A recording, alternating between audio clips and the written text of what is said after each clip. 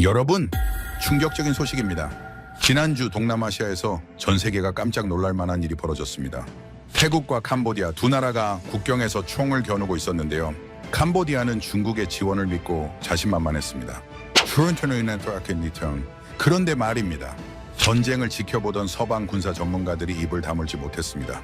캄보디아가 자랑하던 철옹성 같은 군사 기지가 순식간에 잿더미로 변해버렸거든요. 어떻게 이런 일이 가능했을까요? 바로 태국이 우리나라에서 사간 무기 때문이었습니다. 작고 약해 보이는 비행기 몇 대가 날아가더니 아무도 뚫을 수 없다던 요새가 한 방에 무너졌습니다. 중국이 첨단 장비로 방해를 해도 소용이 없었습니다. 결국 캄보디아는 꼬리를 내리고 휴전을 요청했습니다. 미국 국방부 관계자들까지 혀를 내둘렀다고 합니다. 오늘은 전 세계를 놀라게 한 이 사건을 현장에서 직접 목격한 외국인 전문가의 증언을 통해 자세히 알아보겠습니다. 한국 기술이 어떻게 세계를 깜짝 놀라게 했는지 지금부터 그 놀라운 이야기 시작합니다. 시작에 앞서 좋아요와 구독 눌러주시면 한국의 더 많은 이야기를 소개하는 데에 큰 힘이 됩니다. 안녕하십니까? 저는 레온 베커입니다. 지난 20년간 아시아 지역 분쟁을 취재해온 국제 군사 전문 기자입니다. 솔직히 말씀드리면 그동안 수많은 전쟁터를 다녀봤지만 올해 태국 국경에서 목격한 광경만큼 충격적인 건 처음이었습니다. 모든 것은 올해 5월부터 시작됐습니다. 태국과 캄보디아 사이 국경 지역에 오래된 사원이 하나 있었습니다. 프레아 비헤아르 사원이라는 곳이었죠. 양국 모두 자기네 땅이라고 주장하던 곳이었습니다. 5월 28일 그곳에서 양국 군인들이 충돌했습니다. 캄보디아 군인 한 명이 총에 맞아 숨졌어요. 누가 먼저 쏘았는지는 양국의 주장이 엇갈렸지만 중요한 건 사람이 죽었다는 사실이었습니다. 저는 6월 초에 태국으로 날아갔습니다. 현장 분위기는 심상치 않았어요. 양국 모두 국경에 병력을 증강하고 있었습니다. 캄보디아는 태국산 과일 수입을 금지했습니다. 전력 공급도 끊었죠. 인터넷 서비스도 중단됐습니다. 외교적으로도 양국 관계가 얼어붙었습니다. 하지만 진짜 문제는 따로 있었습니다. 캄보디아가 국경 산악지대에 대규모 군사기지를 건설하기 시작한 겁니다. 그것도 산 뒤편에 말이죠. 저는 7월 중순 태국군 관측소에서 그 기지를 망원경으로 본 적이 있습니다. 정말 교묘한 위치였습니다. 깎아지른 듯한 산등성이 뒤편이라 정면에서는 전혀 보이지 않았거든요. 더 놀라운 건 캄보디아 뒤에 중국이 있다는 사실이었습니다. 중국은 캄보디아의 최신형 대공 레이더를 지원했습니다. 포병 장비도 넘겨줬어요. 군사 고문단까지 보냈습니다. 캄보디아 정부는 공식적으로 중국을 언급하진 않았지만 기자회견에서 이렇게 말했습니다. 강력한 동맹의 지원을 받고 있으며 어떤 도발에도 굴하지 않을 것이라고요. 그 말의 의미는 모두가 알고 있었습니다. 태국은 곤란한 상황에 처했습니다. 군사력만 놓고 보면 캄보디아와 비슷한 수준이었거든요. 하지만 캄보디아 뒤에 중국이라는 거대한 나라가 버티고 있었습니다. 미국의 도움을 청할 수도 있었습니다. 하지만 미국은 태국과 정식 동맹국이 아니었어요. 게다가 중국과 정면으로 부딪히는 걸 원치 않았습니다. 그때 태국이 내린 결정이 저를 놀라게 했습니다. 한국에서 무기를 사기로 한 겁니다. 처음엔 의아했습니다. 왜 미국이나 유럽 무기가 아니라 한국 무기일까요? 나중에 이유를 알게 됐습니다. 한국 무기는 가격이 합리적이었습니다. 미국 무기의 절반 가격이었죠. 하지만 성능은 뒤지지 않았습니다. 더 중요한 이유가 있었습니다. 한국은 산이 많은 나라였습니다. 험준한 지형에서 싸우는 방법을 누구보다 잘 알고 있었던 거죠. 바로 태국이 풀어야 할 문제였습니다. 산 뒤에 숨은 적을 어떻게 공격할 것인가. 7월 말이 됐습니다. 7월 24일 마침내 포성이 울렸습니다. 태국과 캄보디아 군대가 국경에서 직접 충돌한 겁니다. 다연장로 캐포까지 동원됐어요. 태국 민간인 2명이 캄보디아군 포격으로 숨졌습니다. 본격적인 전쟁이 시작된 겁니다. 미국 트럼프 대통령이 나섰습니다. 중재에 나선 거죠. 양국은 7월 말 휴전에 합의했습니다. 10월엔 쿠알라룸푸르에서 정식 휴전 협정에 서명까지 했어요. 하지만 평화는 오래가지 못했습니다. 11월 들어 국경에서 다시 긴장이 고조됐습니다. 지뢰가 터져 태국군이 다쳤어요. 캄보디아는 책임을 부인했습니다. 그리고 12월 7일 캄보디아군이 태국 국경 마을 4곳을 동시에 공격했습니다. 새벽 4시 50분이었습니다. 로켓포가 불을 뿜었고 자폭 드론이 날아갔습니다. 태국 민간인들이 집에서 자다가 죽었어요. 휴전 협정은 휴지 조각이 됐습니다. 이번엔 규모가 달랐습니다. 태국은 전면전으로 맞섰습니다. 전차와 장갑차를 동원해 캄보디아 영토로 진격했어요. 캄보디아도 중국제 무기를 총동원해 맞섰습니다. 저는 다시 태국으로 날아갔습니다. 12월 중순 태국군 후방기지에서 상황을 지켜봤습니다. 캄보디아 포탄이 태국군 진지에 떨어지고 있었습니다. 검은 연기가 하늘을 뒤덮었어요. 태국군도 반격했지만 효과가 없었습니다. 캄보디아군은 여전히 산 뒤편에 숨어 있었거든요. 태국의 포탄은 산 앞쪽 바위만 깎아낼 뿐이었습니다. 군사 전문가들은 고개를 저었습니다. 이건 전쟁이 아니라 학살이 될 거라고 했습니다.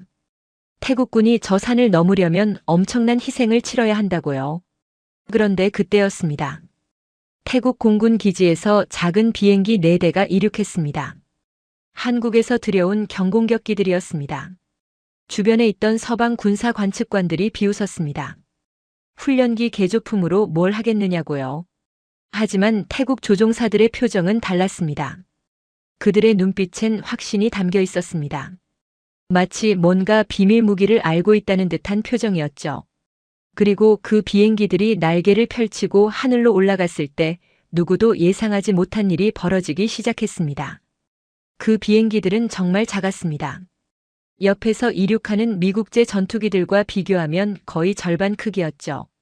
날개도 날렵했고 동체도 가벼워 보였습니다. 솔직히 말씀드리면 저는 속으로 걱정이 됐어요. 저런 걸로 중국이 지원하는 캄보디아 방공망을 뚫을 수 있을까 싶었거든요. 제 옆에 있던 프랑스 군사 관측관이 망원경을 내려놓으며 한숨을 내쉬었습니다.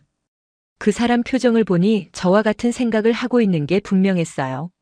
우리 둘 다 이미 결과를 예상하고 있었던 겁니다.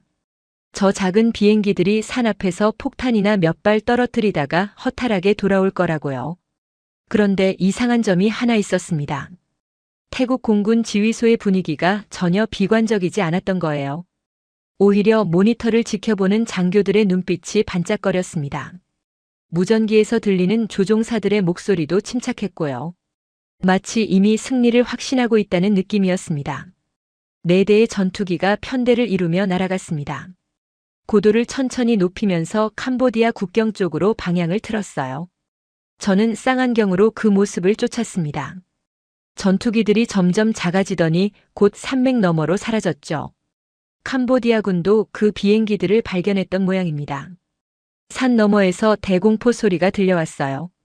둔탁한 폭발음이 연달아 터졌습니다. 하지만 전투기들은 피해를 입지 않았어요. 워낙 작고 빠르게 움직였거든요.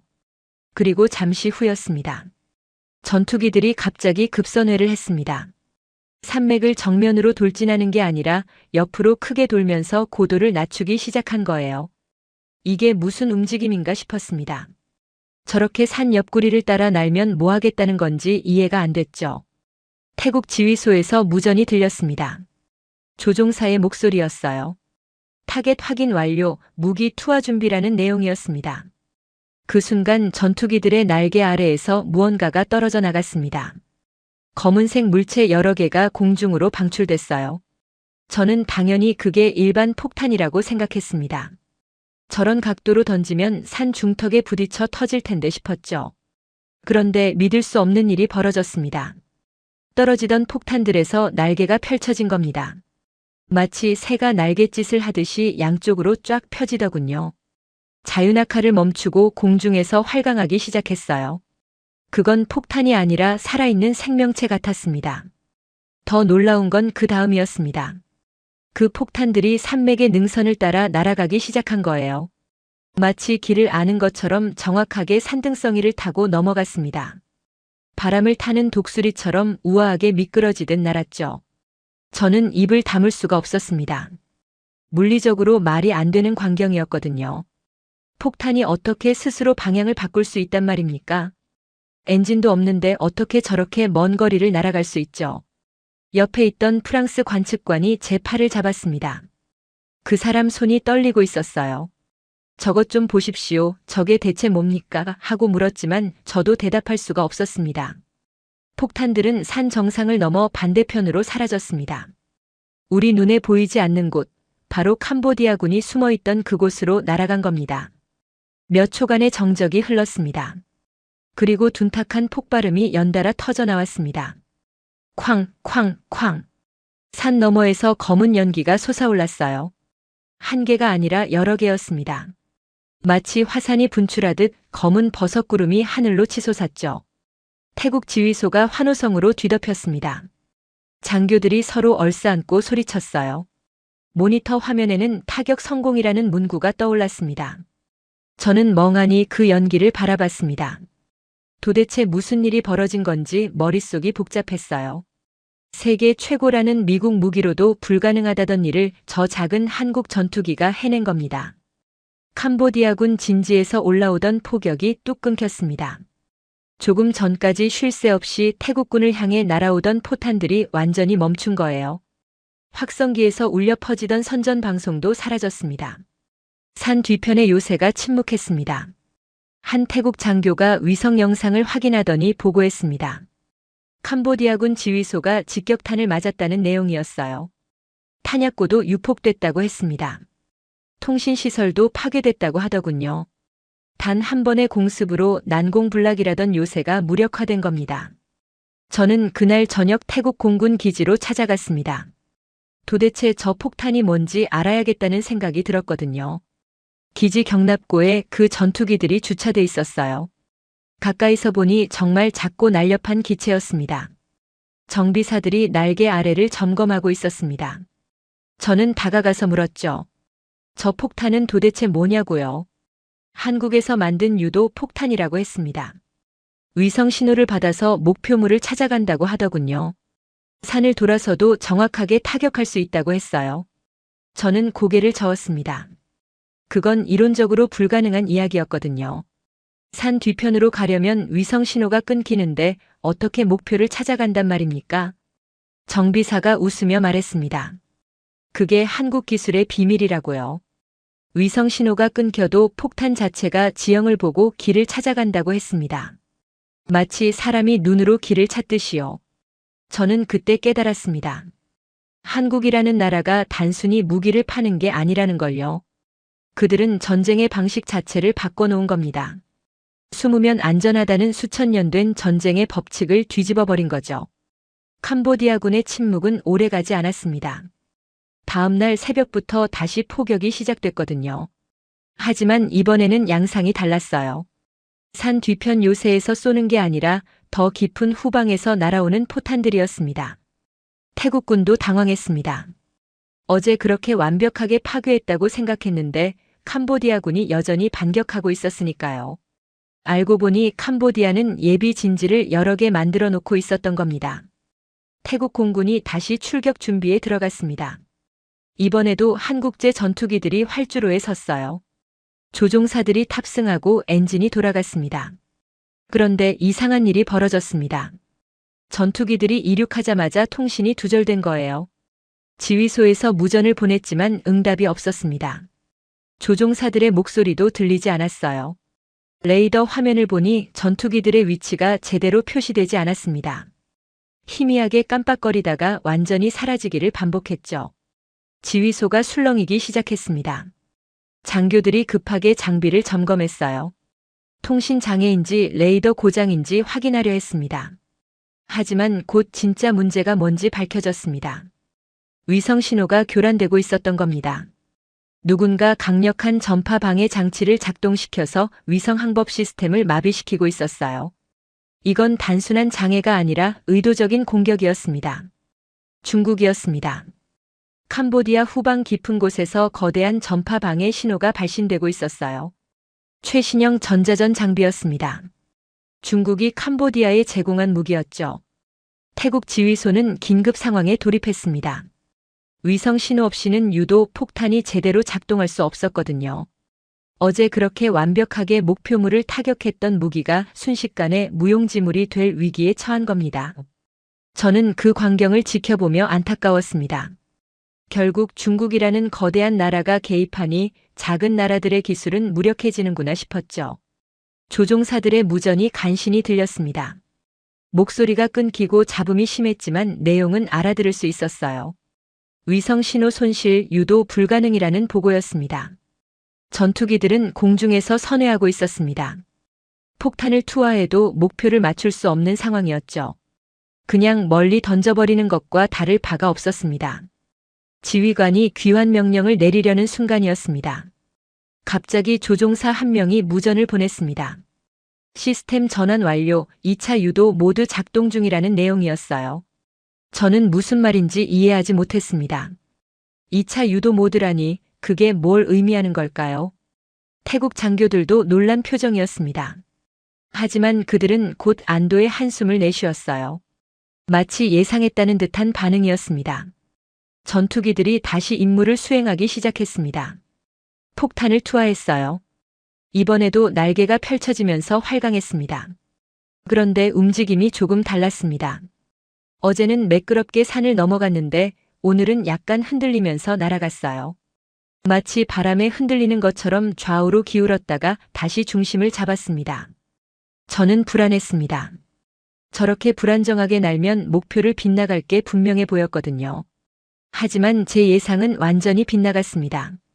폭탄들은 여전히 산을 넘어 정확하게 목표물을 타격했어요. 연기가 다시 솟아올랐습니다. 캄보디아군 예비 진지가 불바다가 됐습니다. 도대체 어떻게 된 일인지 이해할 수가 없었습니다. 위성 신호가 끊겼는데 어떻게 목표를 찾아간 걸까요? 저는 그날 저녁 태국 기술진을 만났습니다. 한국에서 파견 나온 기술 고문이 함께 있었어요. 저는 직접 물었습니다. 위성 없이 어떻게 목표를 찾아가는 거냐고요. 한국 기술자가 태블릿을 꺼내 보여줬습니다. 화면에는 복잡한 지형도가 떠 있었어요. 산맥과 골짜기가 3차원으로 표시돼 있었습니다. 폭탄 안에 카메라가 있다고 했습니다. 작은 센서가 땅을 촬영하면서 지형을 인식한다고 하더군요.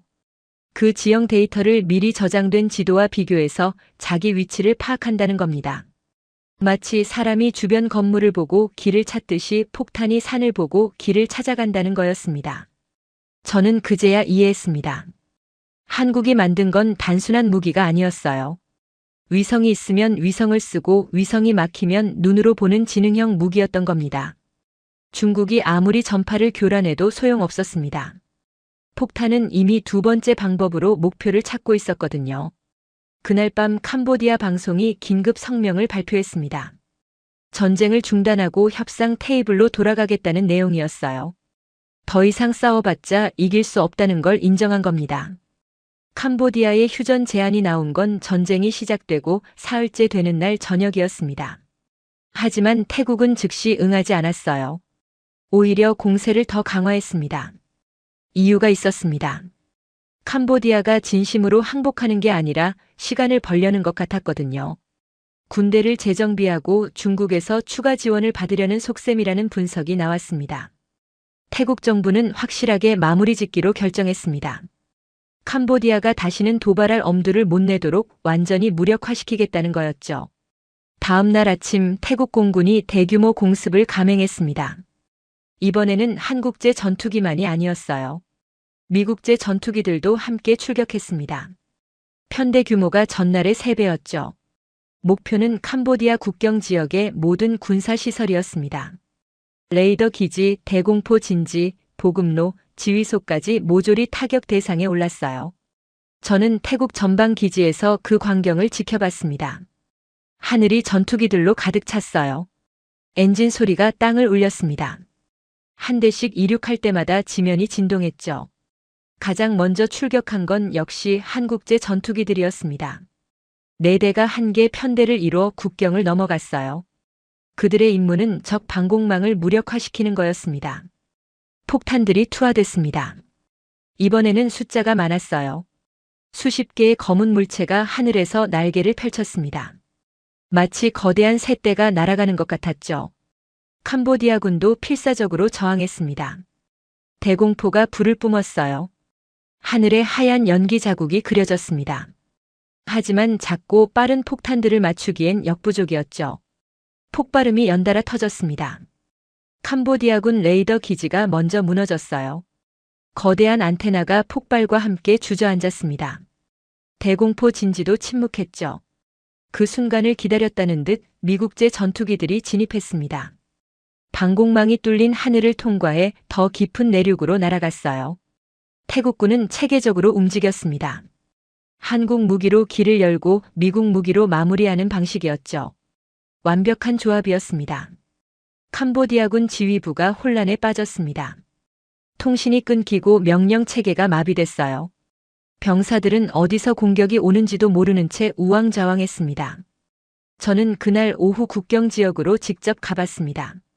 캄보디아 측 진지는 완전히 폐허가 돼 있었어요. 불탄 장비들이 여기저기 널려 있었고 건물들은 무너져 내렸습니다.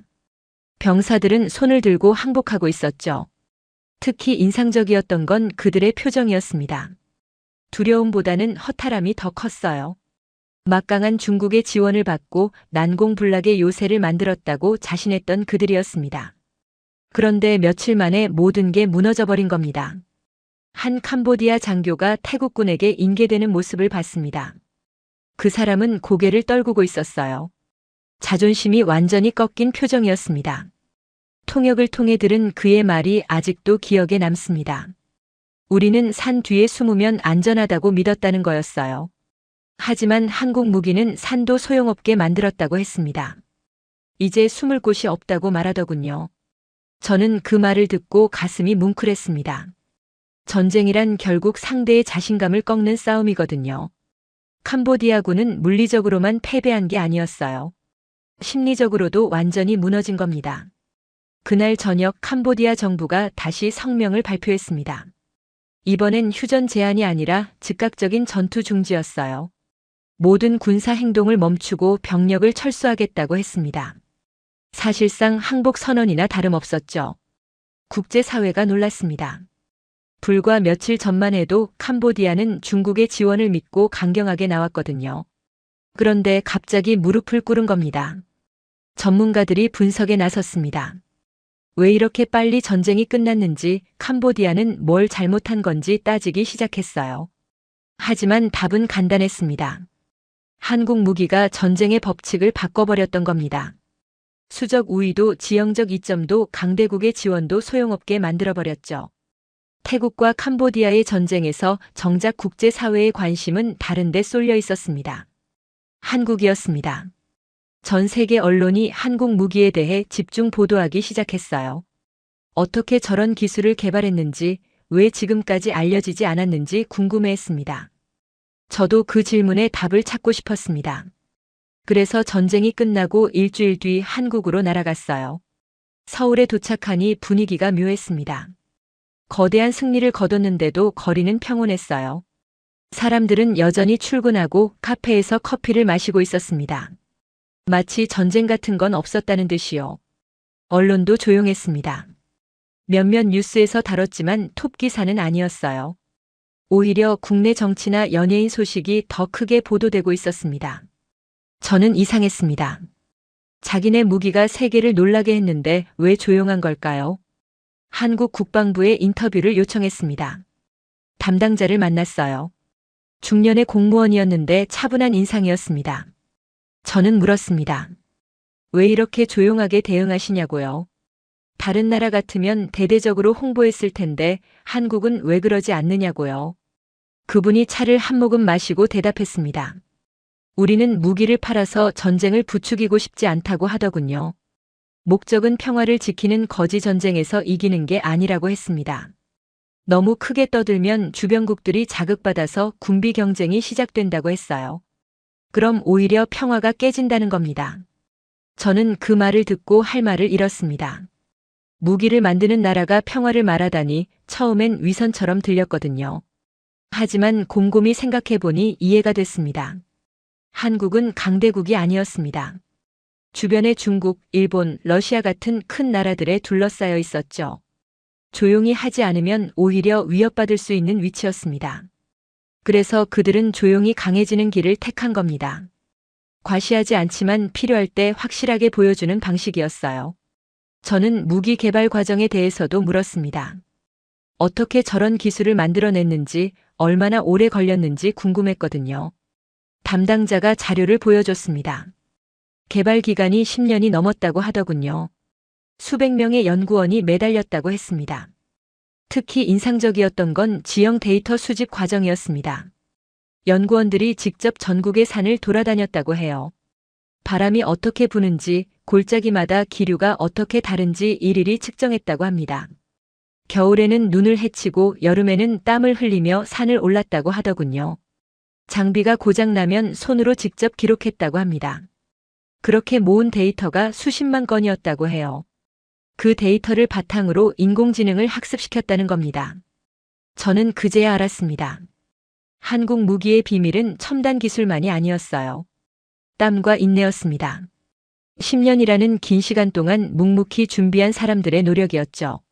며칠 뒤 저는 방산업체를 방문했습니다. 연구소 건물은 생각보다 소박했어요. 화려한 외관도 없고 그냥 평범한 사무실 같았습니다. 연구원들을 만났습니다. 대부분 30대에서 40대였어요. 평범해 보이는 사람들이었습니다. 한 연구원과 대화를 나눴습니다.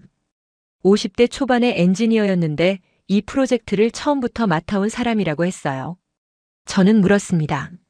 10년이나 한 가지 일만 하면 지루하지 않았냐고요.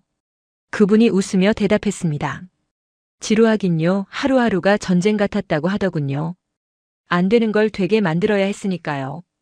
하지만 포기할 수 없었다고 했습니다. 우리나라도 작은 나라들을 도와줄 수 있는 기술을 만들고 싶었다고요. 강대국 눈치 보지 않고 자기 나라를 지킬 수 있게요. 그 말을 듣고 저는 숙연해졌습니다. 한국 사람들이 무기를 만든 이유가 돈 때문만은 아니었던 겁니다. 약한 나라도 당당할 수 있는 세상을 만들고 싶어 했던 거죠. 태국과 캄보디아 전쟁을 시작으로 국제 무기 시장에 큰 변화가 일어나기 시작했어요. 여러 나라에서 한국의 무기 구매 문의가 쏟아졌습니다. 동남아시아는 물론이고 중동, 남미, 심지어 유럽 국가들까지 관심을 보였어요. 특히 산이 많은 나라들이 적극적이었습니다. 스위스, 오스트리아, 네팔 같은 산악 국가들이 한국 무기를 원했죠. 산 뒤에 숨은 적을 타격할 수 있다는 점이 매력적이었던 겁니다. 저는 그 과정을 취재하며 흥미로운 걸 발견했습니다. 한국이 무기를 팔 때 조건을 달았다는 거예요. 돈만 내면 파는 게 아니라 사용 목적을 꼼꼼히 확인했습니다. 방어용인지 공격용인지 민간인 피해는 없을지 따졌어요. 인권을 탄압하는 독재 국가에는 아예 팔지 않았습니다. 어떤 중동 국가가 큰 돈을 제시하며 구매하려 했대요. 하지만 한국은 거절했습니다. 그 나라가 이웃 나라를 침략할 가능성이 있다고 판단했기 때문이었죠. 저는 한국 정부 관계자에게 물었습니다. 돈을 버는 게 목적 아니냐고요. 왜 까다롭게 구느냐고요. 그분이 단호하게 말했습니다. 우리 무기로 무고한 사람이 죽는 걸 원치 않는다고요. 단기적으론 돈을 덜 벌어도 장기적으론 신뢰를 얻는 게 낫다고 했습니다. 실제로 그 전략은 먹혀들었습니다. 한국 무기를 산 나라들은 만족도가 높았어요. 성능도 좋고 가격도 합리적이었지만 무엇보다 한국이 책임감 있게 행동한다는 점을 높이 샀습니다. 다른 무기 수출국들도 변화를 감지했습니다. 미국과 유럽 방산 업체들이 긴장하기 시작했어요. 한국이 새로운 경쟁자로 떠오른 겁니다. 특히 미국은 복잡한 입장이었습니다. 한국은 미국의 동맹국이잖아요. 그런데 이제 무기 시장에서 경쟁 상대가 된 겁니다. 협력할지 견제할지 고민이 깊어졌죠. 저는 워싱턴에 있는 미국 국방부 관계자를 만났습니다. 그분은 솔직하게 인정했어요. 한국 기술이 놀랍다고요. 특히 지형인식 기술은 미국도 완성하지 못한 분야라고 했습니다. 하지만 걱정도 있다고 했어요. 한국이 독자적으로 너무 강해지면 동맹 관계에 균열이 생길 수 있다는 거였습니다. 미국의 통제를 벗어날 수 있다는 우려였죠. 저는 그 말을 듣고 씁쓸했습니다. 강대국은 약소국이 약하게 남아있길 바라는구나 싶었거든요. 아무리 동맹이라 해도 결국 자기 이익이 우선인 겁니다. 반면 한국은 달랐습니다. 자기들이 강해진다고 동맹을 저버리지 않았어요. 오히려 미국과 협력을 강화했습니다. 한국 무기와 미국 무기를 함께 쓰면 더 효과적이라는 걸 보여줬죠. 태국 전쟁이 그 증거였습니다. 한국제 전투기가 길을 열고 미국제 전투기가 뒤따르는 방식이었잖아요. 서로 약점을 보완하는 완벽한 조합이었습니다. 미국도 결국 인정할 수밖에 없었습니다. 한국을 견제하는 것보다 협력하는 게 낫다는 걸요. 중국은 어땠을까요? 중국은 조용했습니다. 공식적으로 아무 말도 하지 않았어요. 하지만 속으로는 당황했을 겁니다. 자기들이 지원한 캄보디아가 그렇게 허무하게 무너졌으니까요. 중국제 전자전 장비도 소용없었고요. 중국 전문가들이 한국 무기를 분석하기 시작했습니다. 어떻게 작동하는지, 약점은 뭔지 연구했어요. 하지만 쉽지 않았습니다. 한국이 핵심 기술을 철저히 보호했거든요. 외부에 유출되지 않도록 관리했습니다. 중국이 몇몇 나라를 통해 한국 무기를 입수하려 시도했다는 소문도 돌았어요. 하지만 한국은 판매한 모든 무기에 추적 장치를 달았습니다. 제3국으로 재판매하는 걸 막기 위해서였죠. 결국 중국은 자체 개발에 나섰습니다. 한국과 비슷한 기술을 만들려고 투자를 늘렸어요. 하지만 시간이 문제였습니다. 한국이 10년 걸려 만든 기술을 단기간에 따라잡기는 어려웠거든요. 특히 실전 데이터가 없는 게 큰 약점이었습니다. 휴전 협상이 진행되고 동남아시아 전체의 분위기가 바뀌었습니다. 전쟁 전까지만 해도 여러 나라가 국경 문제로 갈등을 빚고 있었어요. 베트남과 필리핀, 말레이시아와 인도네시아도 영토 분쟁이 있었습니다. 그런데 태국과 캄보디아 전쟁을 보고 나서 분위기가 달라졌어요. 전쟁이 얼마나 빨리 끝날 수 있는지 숨어도 소용없다는 걸 목격했기 때문이었습니다. 각국 정부가 대화에 나섰습니다. 무력보다 협상이 낫다고 판단한 거죠. 저는 싱가포르에서 열린 동남아 안보 회의를 취재했습니다. 여러 나라 국방장관들이 모였어요. 회의 분위기가 진지했습니다. 다들 한국 무기 이야기를 꺼냈어요. 앞으로 전쟁이 어떻게 변할지 논의했습니다. 한 베트남 장군이 말했습니다. 이제 지형적 이점이 무의미해졌다고요. 산도 바다도 더 이상 방패가 되지 못한다고 했습니다. 필리핀 국방장관은 다른 의견을 냈습니다. 오히려 이게 기회라고 했어요. 약한 나라도 스스로를 지킬 방법이 생겼다는 겁니다. 더 이상 강대국에만 의존하지 않아도 된다고 했죠. 그 말에 여러 나라 대표들이 고개를 끄덕였습니다. 실제로 여러 나라가 한국과 방위 협력을 강화했어요. 무기만 사는 게 아니라 기술 이전도 요구했습니다. 한국은 선별적으로 응했습니다. 완제품은 팔되 핵심 기술은 주지 않았어요. 대신 운용 교육은 충실히 해줬습니다. 태국이 좋은 예였습니다. 전쟁 후 한국은 태국의 기술 지원팀을 파견했어요. 조종사들을 훈련시키고 정비 방법을 가르쳤습니다. 저는 태국 공군 기지를 다시 방문했습니다. 한국 교관들이 태국 조종사들을 가르치고 있었어요. 시뮬레이터를 이용해 여러 상황을 연습시켰습니다. 한 한국 교관과 이야기를 나눴습니다. 교육이 어떻게 진행되냐고 물었더니 생각보다 어렵다고 했어요. 단순히 무기 사용법만 가르치는 게 아니라 전술 자체를 바꿔야 한다고 하더군요. 산을 정면으로 공격하던 사고방식을 바꿔야 한다는 겁니다. 우회하고 활용하는 방법을 익혀야 한다고 했어요. 결국 무기만의 문제가 아니라 전쟁을 바라보는 시각의 문제라는 거였습니다. 저는 그 말이 인상적이었습니다. 한국이 판매한 건 무기만이 아니었어요. 전쟁에 대한 새로운 철학이었습니다. 힘으로 밀어붙이는 게 아니라 지혜롭게 풀어가는 방식이었죠. 놀라운 소식이 들렸습니다. 캄보디아도 한국에 접촉했다는 겁니다. 전쟁에서 진 나라가 상대편 무기를 만든 나라에 손을 내민 거예요. 처음엔 이해가 안 됐습니다. 자존심이 상하지 않을까 싶었거든요. 하지만 캄보디아 입장에서는 합리적인 선택이었습니다. 태국이 한국 무기로 무장했으니 자기들도 똑같이 무장해야 균형이 맞는다는 논리였어요. 그래야 다시는 일방적으로 당하지 않는다는 겁니다. 한국은 신중하게 검토했습니다. 단순히 돈벌이로만 보지 않았어요. 캄보디아에 무기를 팔면 지역 안정에 도움이 될지 따졌습니다. 결국 제한적으로 판매하기로 했습니다. 방어용 무기만 제공하고 공격용은 주지 않기로 했어요. 이 결정에 태국도 동의했습니다. 캄보디아가 어느 정도 무장하는 게 오히려 지역 안정에 도움이 된다고 본 겁니다. 너무 약하면 중국 같은 강대국에 더 의존하게 되니까요. 저는 이 과정을 지켜보며 감탄했습니다. 한국이 단순한 무기 장사꾼이 아니라는 걸 확인했거든요. 지역 전체의 균형을 생각하는 중재자 역할을 하고 있었습니다. 이 모든 이야기의 끝에서 저는 한 가지 질문을 품게 됐습니다. 도대체 한국은 어떻게 이런 기술을 만들어낸 걸까요? 다시 한국으로 날아갔습니다. 이번엔 연구소가 아니라 다른 곳을 찾아갔어요. 실제로 산악 지형 데이터를 수집했던 현장이었습니다. 강원도 산골 마을이었습니다. 인적이 드문 곳이었어요. 눈이 소복이 쌓인 산길을 한참 올라가니 작은 연구시설이 나타났습니다. 거기서 한 연구원을 만났습니다. 60대 후반의 노신사였어요. 이 프로젝트 초창기부터 참여한 분이라고 했습니다. 그분과 함께 산을 올랐습니다. 겨울 추위가 매서웠지만 그분은 익숙한 듯 걸었어요. 여기서 10년 넘게 데이터를 수집했다고 하더군요. 사계절 내내 바람을 측정하고 기류를 기록했다고 합니다. 왜 이렇게 힘든 일을 했느냐고 물었습니다. 그분이 멈춰서서 산을 바라봤어요. 그리고 조용히 말했습니다.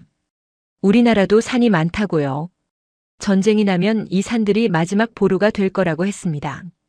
그래서 산을 잘 알아야 한다고 생각했다고요. 또 다른 이유도 있었습니다. 우리처럼 산 많은 나라들을 돕고 싶었다고 했어요. 약한 나라들도 지형을 이용해 스스로를 지킬 수 있게 말이죠. 저는 그분의 눈빛을 보며 뭉클했습니다. 돈이나 명예가 아니라 진심으로 평화를 바라는 마음이 느껴졌거든요. 하산하면서 그분이 더 많은 이야기를 들려줬습니다. 초기엔 장비도 변변치 않았다고 해요. 직접 들고 다니며 측정했다고 합니다. 겨울엔 얼어붙고 여름엔 땀에 젖으면서요. 한 번은 폭우가 쏟아져서 장비가 다 망가진 적도 있었대요. 몇 달치 데이터가 날아갔다고 합니다. 하지만 포기하지 않고 다시 시작했다고 하더군요. 동료 중엔 다친 사람도 있었다고 해요. 가파른 산길에서 미끄러져 다리를 다친 연구원도 있었답니다. 그래도 회복하자마자 다시 산에 올랐다고요. 저는 물었습니다. 그렇게까지 해야 했냐고요. 그분이 고개를 끄덕였습니다. 우리가 안 하면 누가 하겠느냐고 반문하더군요. 강대국들은 이런 기술에 관심이 없다고 했습니다. 그들은 힘으로 밀어붙이는 무기만 만들 뿐이라고요. 하지만 약한 나라들에게 필요한 건 다르다고 했습니다. 적은 비용으로 효과적으로 지킬 수 있는 기술이라고요. 저는 서울로 돌아와서 더 많은 사람들을 만났습니다. 설계를 맡았던 엔지니어, 프로그램을 짠 개발자, 시험 비행을 했던 조종사들을 인터뷰했어요. 공통점이 있었습니다. 다들 자기 일에 자부심을 갖고 있었다는 거예요. 하지만 겸손했습니다. 자랑하지 않았어요. 한 개발자가 말했습니다. 우리가 한 일은 당연한 거라고요. 나라를 지키는 게 우리 역할이니까요. 또 다른 엔지니어는 이렇게 말했습니다. 우리 기술이 전쟁을 막는 데 쓰이길 바란다고요. 전쟁에서 이기는 게 아니라 전쟁 자체를 막는 거라고요. 저는 그제야 완전히 이해했습니다. 한국이 만든 건 단순한 무기가 아니었어요. 평화를 지키는 도구였습니다. 약한 나라도 당당할 수 있게 만드는 힘이었죠. 이 취재를 마치고 저는 유럽으로 돌아왔습니다. 보고서를 쓰면서 많은 생각을 했어요.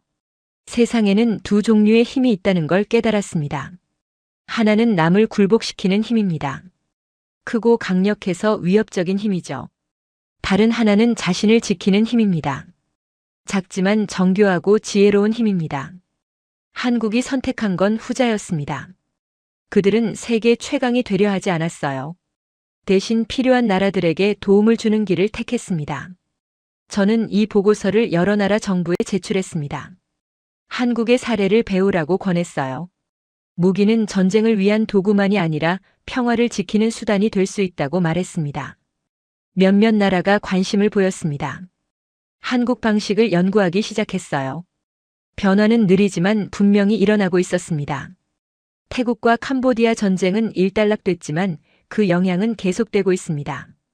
동남아를 넘어 세계 곳곳에서 한국 무기가 평화를 지키는 도구로 쓰이고 있어요. 저는 가끔 그 강원도 산골을 떠올립니다. 눈 덮인 산을 묵묵히 오르던 그 연구원의 뒷모습이 기억에 남아요.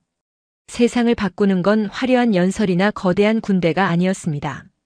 보이지 않는 곳에서 묵묵히 일하는 사람들이었어요. 한국의 진짜 힘은 그런 사람들에게서 나왔습니다. 10년을 한결같이 산을 오르고 데이터를 모으고 기술을 갈고 닦은 사람들 말입니다. 그들이야말로 진짜 영웅이었습니다. 오늘 사연은 여기까지입니다. 세계가 놀란 한국 기술의 비밀 스토리 어떠셨나요? 사연의 주인공에게 응원의 댓글을 남겨주세요. 지금까지 감동정거장에서 사연 전해드렸습니다. 사연이 마음에 드셨다면 좋아요와 구독 부탁드립니다. 시청해주셔서 감사합니다.